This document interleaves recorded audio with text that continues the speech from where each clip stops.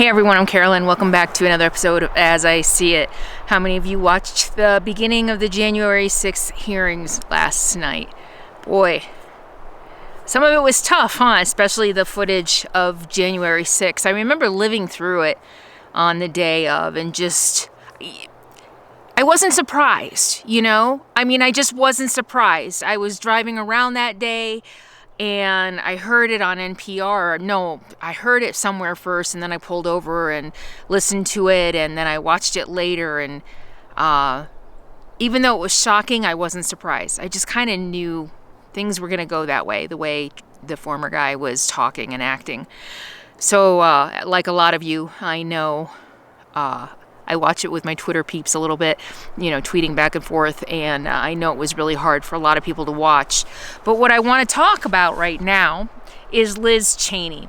And I know there's a lot of talk about Liz Cheney and what a hero she is, and how a lot of people are really thankful for her integrity and her morality.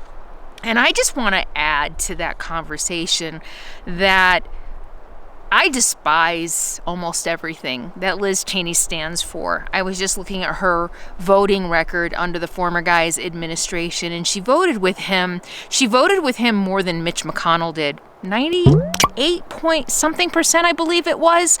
And I went down and actually, I'll put the link below. There's a source where you can look at any person in Congress or Senate, and you can compare their voting record to any president you want. It's got a number in it. I can't remember, 913 or something. I can't remember. I'll put a link so that you could check it out. It's a pretty cool tool.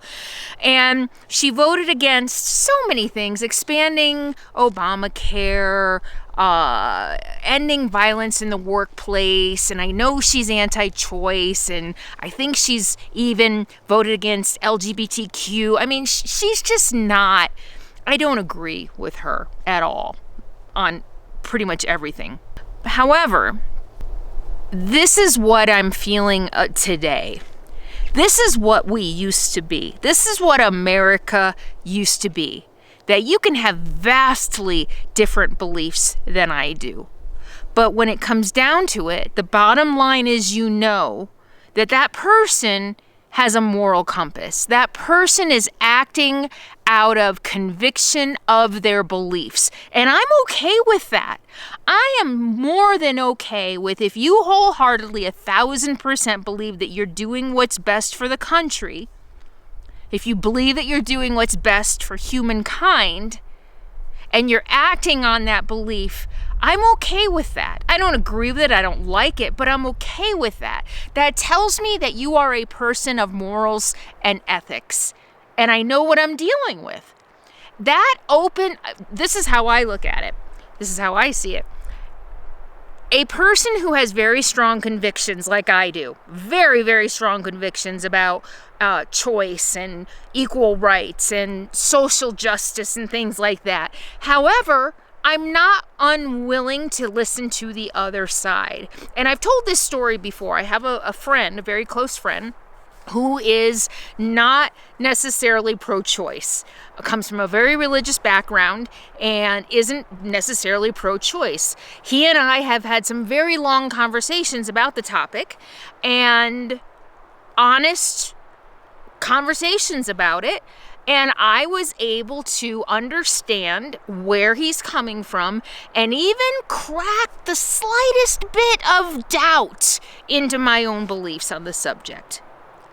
And I'm not saying that I changed my mind. I'm not saying that all of a sudden, a door opened and I was like, oh my God, I've been wrong all these years. No. But what he did is he gave me another point of view that if I see more on that point of view, then I might be willing to change my mind. You know what I'm saying? I mean, it was just a slight crack. And that is what moral and ethical people do, right? People, I don't know. I think that's what moral and ethical people do. That intelligent people, that you're not afraid of a different voice. You're not afraid of people who disagree with you. You welcome And I say that all the time on both my channels.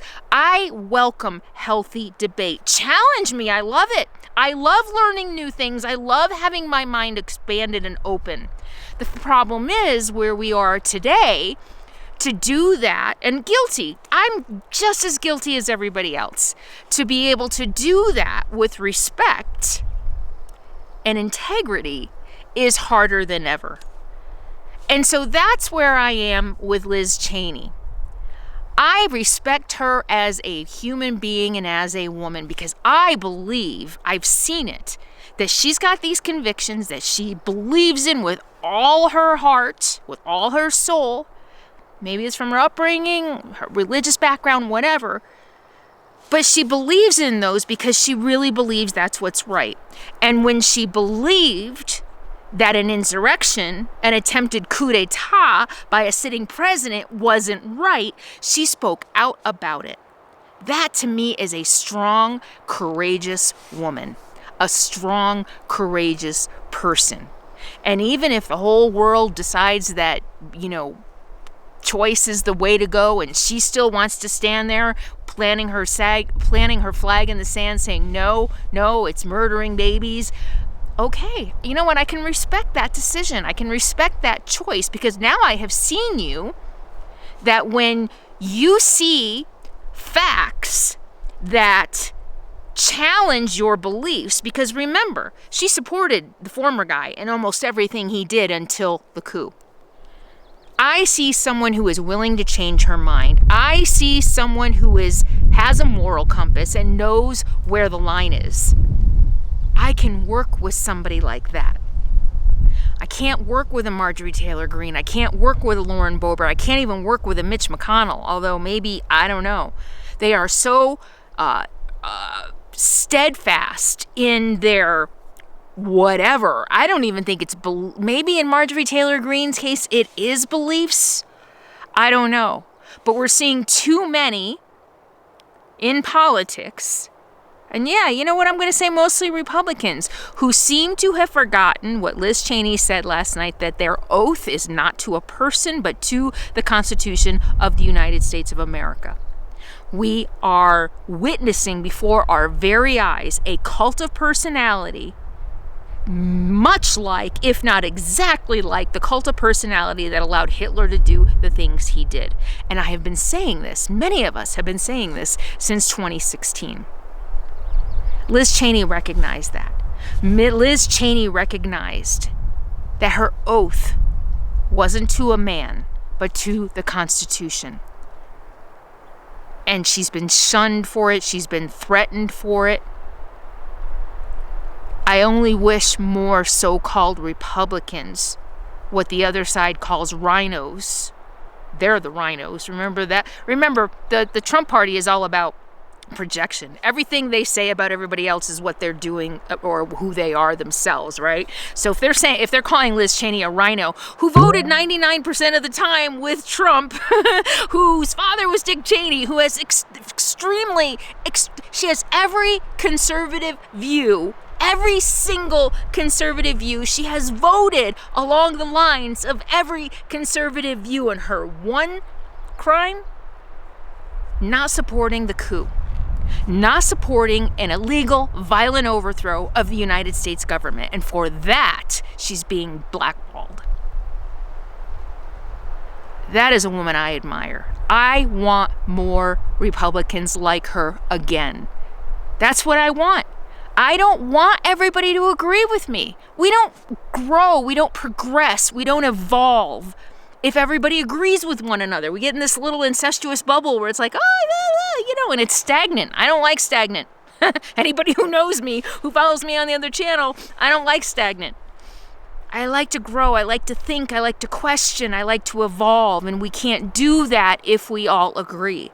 So no, liberals don't want everybody to agree with them. We just want people to stand up for what they believe in so that they can be viable adversaries. So that they can be legitimate adversaries. That's not the word I'm looking for. What's the word? There's something before adversaries I'm looking for, and it's escaping me. That's what I want. I want real people with real morals, not power-hungry I want to say mentally ill, but I'm afraid that might be disparaging to the mentally ill. Because not everybody who's mentally ill is like a Marjorie Taylor Greene, but there is definitely something going on there. Brainwashed. I don't know what it is. I don't mind the Liz Cheneys of the world, even though I hate everything she stands for. What I hate are the opportunists, the snake oil salesmen, the con artists. That's the thing. Maybe that's the biggest difference.